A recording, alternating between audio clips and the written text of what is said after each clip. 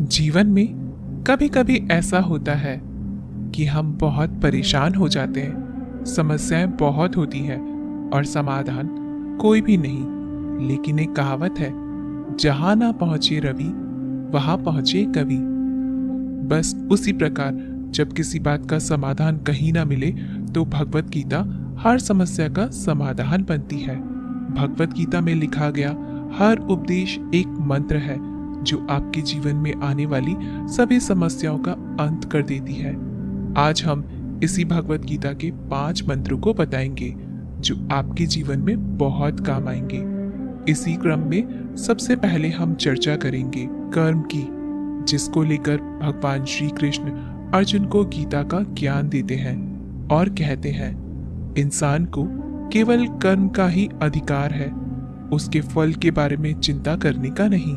इसलिए तुम कर्मों के फल की चिंता मत करो और कर्म से विमुख मत हो। हम कोई भी काम करने से पहले उसके फल के बारे में सोचते हैं और फिर काम करते हुए भी नतीजे के बारे में सोचते रहते हैं। जब काम की वजह से मनचाहा फल मिलता है तब हम बहुत खुश हो जाते हैं, इससे अहंकार बढ़ जाता है। लेकिन अगर हमारी इच्छा के मुताबिक फल न मिले तो हमारा मन काफी दुखी हो जाता है। यानी हमें फल की इच्छा किए बिना कर्म पर ध्यान देना चाहिए, क्योंकि कर्म हमारे हाथ में है लेकिन फल नहीं। आप अगर अच्छा कर्म करते हैं आपको फल भी मिलेगा, इसलिए निश्चित होकर अच्छे कर्म करते रहिए, बाकी सब ईश्वर के ऊपर छोड़ दीजिए। भगवत गीता में ये भी कहा गया है कि ऐसा नहीं तुम काम ही ना करो और आलसी होकर बेकार बैठ जाओ, क्योंकि काम करके फल की इच्छा और बिना किए ही फल के बारे में सोचते रहना दोनों ही बुरे नतीजे देने वाला है। इसलिए फल की इच्छा के बिना काम करते रहो।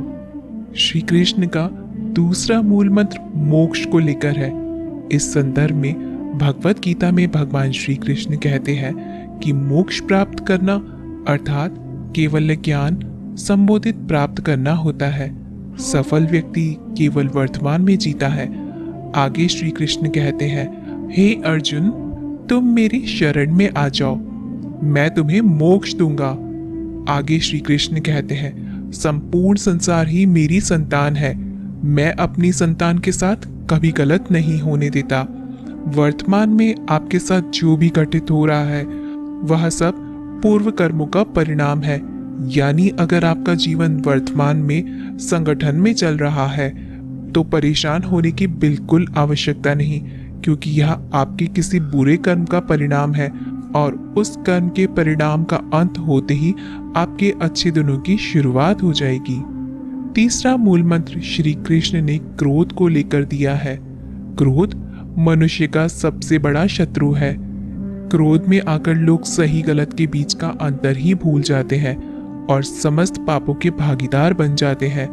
क्रोध में अपने भी शत्रु के भांति अप्रिय लगने लगते हैं और ये हमारी मानसिक परिस्थिति को वश में कर असंतुलित कर देता है। इस हालात का शिकार हो मनुष्य कई अनजाने पाप कर बैठता है, जिससे भक्ति का नाश हो जाता है। आइए जानते हैं कि गीता के अनुसार इस क्रोध से बचने के क्या मार्गदर्शन है। भगवान श्री कृष्ण कहते हैं कि क्रोध से मोह या यूं कहें कि मूढ़ भाव उत्पन्न होता है। क्रोध से उत्पन्न मूढ़ता से स्मृति का नाश होता है तथा वह भ्रमित होती है। अब इससे ज्ञान का नाश होता है। बुद्धि नाश से मनुष्य अपनी स्थिति से बहुत नीचे गिर जाता है। श्री कृष्ण ने क्रोध को समस्त पापों का मूल बताया है। श्री रामचरितमानस में भी कहा गया है, काम, क्रोध, मद, लोभ सब नाथ नरक के पथ हैं। क्रोध एक अग्नि है जिससे सद्बुद्धि जल जाती है। क्रोध में आकर हम अपना विवेक खो बैठते हैं। हमको बिल्कुल पता नहीं चलता कि ज्ञान व अज्ञान क्या है। हम नहीं जान पाते कि अनुचित अनुचित क्या है। हम क्रोध की अग्नि में अपनों को शत्रु मान लेते हैं।